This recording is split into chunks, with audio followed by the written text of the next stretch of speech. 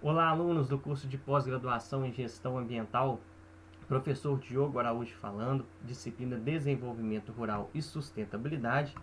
Iniciaremos agora a nossa segunda semana de estudos, a aula de número 2.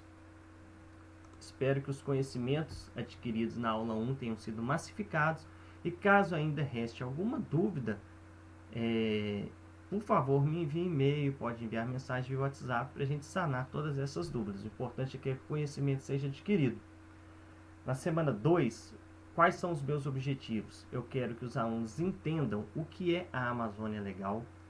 Eu quero que os alunos também entendam o que é uma APP, uma área de preservação permanente, e quais são as áreas de preservação permanente elencadas no Código Florestal Brasileiro e, por fim, quais são os casos possíveis de intervenção nessas APPs. Pessoal, a base do nosso estudo é o Código Florestal Brasileiro. O artigo 1º dessa legislação, ele estabelece normas gerais sobre proteção da vegetação, áreas de preservação permanente, áreas de reserva legal, exploração florestal, o suprimento de matéria-prima florestal, todos esses itens que se encontram aqui no slide. E qual é o objetivo de estabelecer normas sobre isso? É o tão falado desenvolvimento sustentável, que a gente já discutiu na nossa semana de número 1. Importante, chamou a atenção, olha a observação deste slide. As obrigações previstas nesta lei, ou seja, no Código Florestal, têm natureza real e são transmitidas ao sucessor, desde que qualquer natureza, no caso de transferência de domínio ou posse do imóvel rural. Isto é, eu discutirei isto no final desta aula, mas brevemente, caso um proprietário adquira um imóvel e este imóvel já tenha uma supressão de vegetação realizada, por exemplo, em área de preservação permanente, este atual proprietário, embora não tenha sido ele quem tenha causado essa supressão, ele é responsável por promover a recuperação daquela área.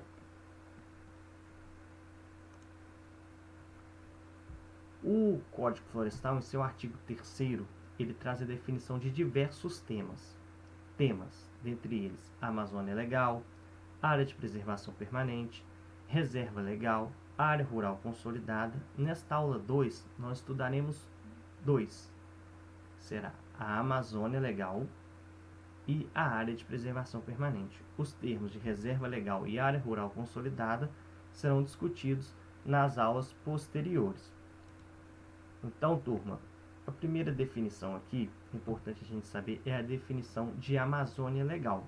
O que o Código Florestal define como Amazônia Legal? A Amazônia Legal são os estados do Acre, Pará, Amazonas, Roraima, Rondônia, Amapá e Mato Grosso, e as regiões situadas ao norte do paralelo de 13 graus sul do estado de Tocantins e Goiás e a oeste do meridiano de grau 44 oeste do estado do Maranhão. Fica um pouco confuso, né, essa parte, mas a imagem aqui ela é bem lúcida e permite ter uma noção espacial do que é a Amazônia Legal. Curiosidade sobre a Amazônia Legal: 61% da área do território nacional e apenas 12,32% do total de habitantes do Brasil. Ou seja, isso aí prova que a nossa população é litorânea, correto? E uma outra curiosidade, que a Amazônia Legal, ela contempla 51,25% da população indígena brasileira, ou seja, um pouco mais da população indígena brasileira está alocada na Amazônia Legal. É somente isto que o Código Florestal traz sobre a Amazônia Legal.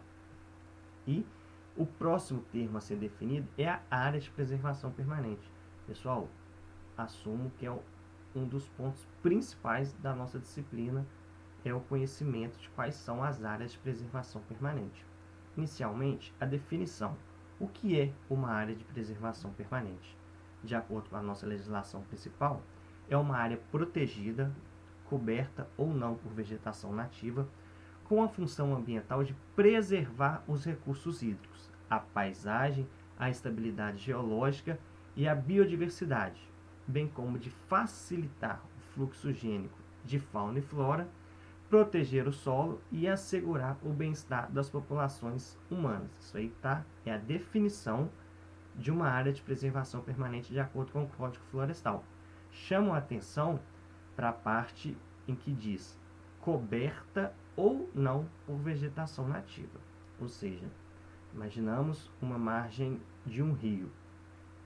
Se a vegetação nativa já foi suprimida, mesmo assim aquela área ainda será de preservação permanente. E outro detalhe, essas áreas sejam rurais ou urbanas, correto? Então, o nosso Código Florestal, ele vai elencar 11 modalidades de APPs, que serão vistas agora na nossa aula. A primeira delas, primeira área de preservação permanente definida no nosso Código Florestal. Faixas marginais de qualquer curso d'água, natural perene e intermitente, excluído os efêmeros. Vamos lá então para definições. O que é um curso d'água natural perene? É aquele curso que possui água durante o ano inteiro, certo? Importante esse conceito ficar massificado. Intermitente é aquele que o leito seca ou congela não é tão comum aqui no Brasil, né? Durante algum período do ano. E os efêmeros são aqueles que ocorrem somente em épocas de fortes chuvas. Ou seja, a área de preservação permanente, essas faixas marginais, elas não contemplam os rios efêmeros, certo? Ou seja, somente os perenes e os intermitentes. Então, dando sequência, para esses cursos d'água perenes e intermitentes, a legislação estabelece as faixas, né, a metragem que será considerada como APP, e essa metragem é medida desde a borda da calha do leito regular. Então, aqui estão as larguras especificadas, né? Mas essa imagem a seguir, ela é bem clara e bem didática e explica com clareza o que diz essa primeira área de preservação permanente. Ou seja, se um rio tem largura menor do que 10 metros, a sua mata ciliar, a sua faixa de mata ali de preservação, vai ter que ser de 30 metros, correto? Se o rio tem a largura de 10 a 50 metros, essa faixa já passa para ser de 50 metros. Se a largura do rio for entre 50 e 200 metros, a mata ciliar terá que ser de 100 metros. De 200 a 600 metros de largura, mata ciliar com faixa de 200 metros. E acima de 600 metros, ou seja, aqueles rios que possuem largura acima de 600 metros, a mata ciliar deverá ser de 500 metros. Pessoal, dê uma pausa, avalia bastante essa imagem. É muito importante que essas faixas ficam bem claras no nosso pensamento, né, no nosso entendimento. Então, essa é a primeira área de preservação permanente definida no nosso código. A segunda, as áreas em torno dos lagos e lagoas naturais. Aí, o segundo slide aqui, ele apresenta com clareza também as faixas. Fica mais fácil de entender do que a simples leitura aqui do item A e do item B.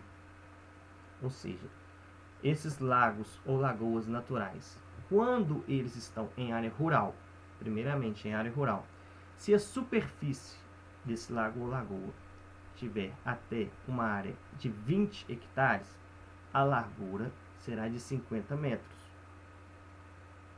Caso ele esteja em área rural e a superfície tem uma área superior a 20 hectares, essa área será de 100 metros, correto? Essas são as condições para os lagos e lagoas nas áreas rurais. Caso esse lago ou lagoa esteja em uma área urbana, independentemente da área da superfície, a faixa será de 30 metros. Seguindo, a terceira área de preservação permanente definida no nosso código: áreas no entorno dos reservatórios de água artificiais, decorrentes de barramento ou represamento de cursos d'água natural. Essas faixas, essa metragem estará definida lá na licença ambiental do empreendimento.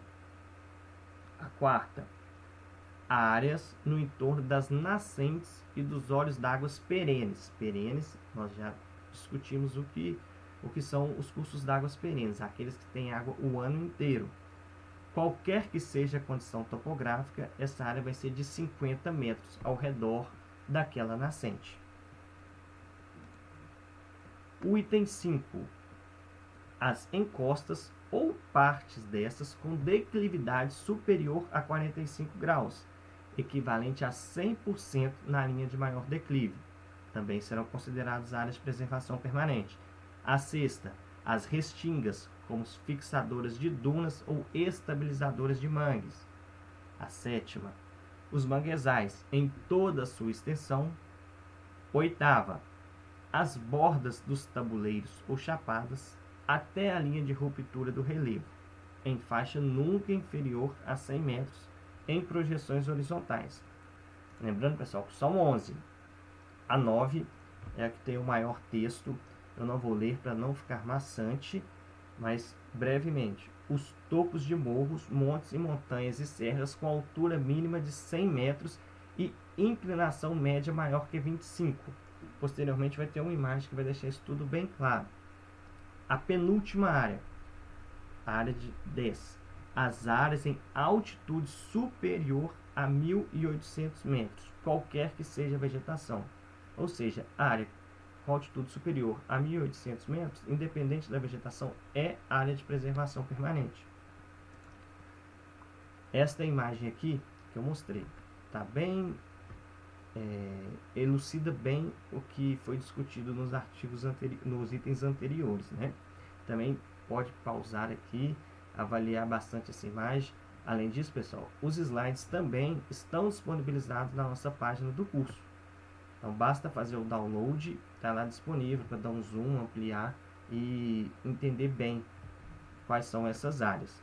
E, por fim, a 11ª área, considerada como área de preservação permanente de acordo com o nosso código, são as veredas em faixa marginal em projeção horizontal com largura mínima de 50 metros, a partir do espaço permanentemente brejoso e encharcado.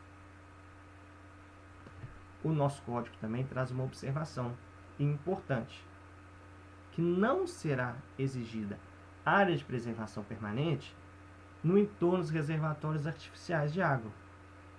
Detalhe, que não decorram de barramento ou represamento de cursos d'água naturais. Correto?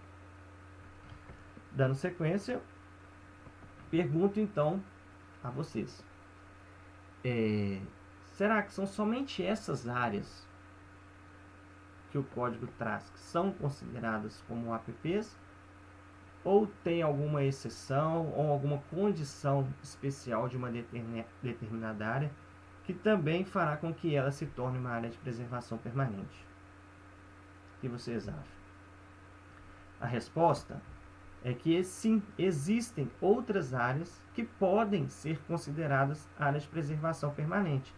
Essas áreas a gente fala que elas são APPs em razão da destinação.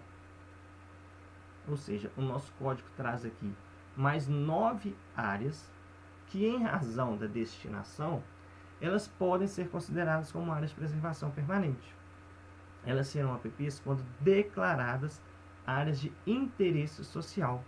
E aqui estão elas, por exemplo, uma área destinada a conter a erosão do solo e mitigar risco de enchentes e deslizamentos de terra de rocha. Esta área pode ser considerada como uma área de preservação permanente. Uma área destinada a proteger as restingas ou veredas, a proteger várzeas. Todas essas áreas elas poderão ser consideradas áreas de preservação permanente. O nosso código traz aqui os 9 casos, né, que em razão de destinação, essas áreas serão consideradas áreas de preservação permanente quando declaradas áreas de interesse social. Correto? Então, pessoal, aprofundando um pouco mais nas APPs, né, no nosso Código Florestal, o artigo 7º, ele é bem importante de ser avaliado. Ele diz que a vegetação situada em área de preservação permanente, ela deverá ser mantida pelo proprietário da área, possuidor ou ocupante a qualquer título, pessoa física ou jurídica, de direito público ou privado. Ou seja, o proprietário ele não é facultativo, ele deverá manter a área de preservação permanente, certo? As observações. Parágrafo 1º do artigo 7º. Tendo ocorrido supressão de vegetação situada em área de APP, o proprietário da área é obrigado a promover a recomposição da vegetação. Ou seja, suponhamos que tem ali um proprietário e que, sendo que dentro da sua propriedade tem um curso d'água natural perene, por exemplo, e tenha ocorrido uma supressão de vegetação naquela faixa considerada como um APP. Este proprietário ele é obrigado a recompor esta área, certo? Lá no segundo slide, no início da nossa aula, eu falei sobre a questão de um proprietário ter adquirido uma área que já vem com uma supressão de vegetação nativa já realizada. Este proprietário ele é obrigado a recompor essa área, mesmo que a supressão tenha ocorrido em época que ele não era o proprietário daquela área.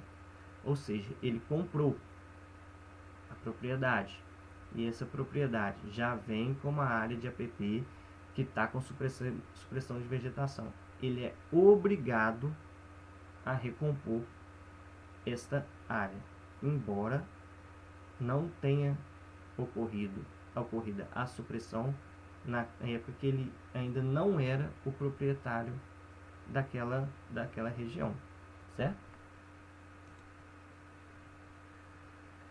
Agora, tem uma data que é bastante marcante aqui no Código Florestal, que é a data de 22 de julho de 2008. A gente vai estudar isso quando a gente for estudar a área rural consolidada, mas aqui eu já trago de início que, no caso de supressão não autorizada de vegetação realizada após 22 de julho de 2008, é vedada a concessão de novas autorizações de supressão de vegetação enquanto não cumpridas as obrigações previstas no parágrafo 1º. Foi aquilo que eu disse. Ou seja, suponhamos que tenha proprietário tem um curso d'água na sua propriedade e tenha ocorrido uma supressão de vegetação nativa após 22 de julho de 2008. Aquele proprietário, ele só conseguirá uma nova autorização para realizar uma supressão de vegetação na sua propriedade se ele restaurar, certo? O que ainda tinha sido feito depois de 22 de julho. Ou seja, ele só vai ter uma nova licença, uma nova autorização, desde que ele recupere aquela área que teve a vegetação nativa suprimida. Essa data de 22 de julho, pessoal, a gente vai estudar ela na área rural consolidada, na aula 3 ou 4 da nossa disciplina. E também saberemos o que ocorre quando essa supressão de vegetação nativa tenha sido feita antes de 22 de julho de 2008, certo? Então, mais uma questão aqui para a gente discutir. Visto tudo isso que o Código Florestal traz, todas essas limitações, esses regramentos impostos às áreas de preservação permanente, eu lanço a pergunta: as APPs, elas são intocáveis? Nenhuma atividade prevista para ser realizada em uma área de preservação permanente? O que vocês acham? Sim ou que não?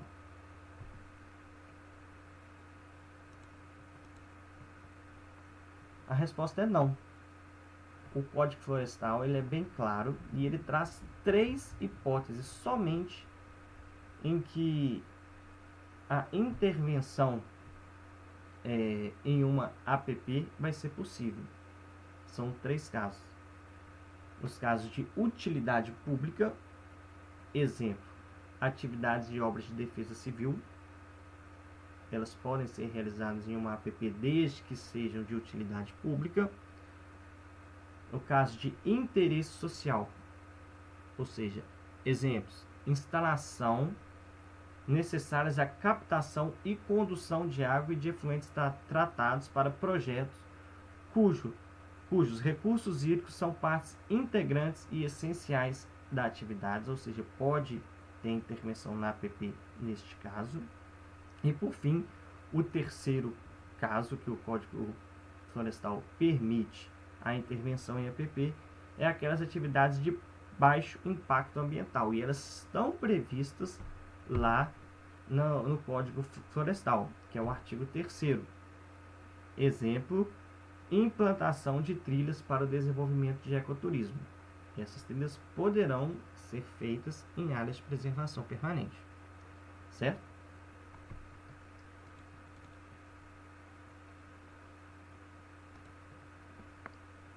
Pessoal, chegando ao fim então da nossa aula, é uma aula com bastante conteúdo teórico, né?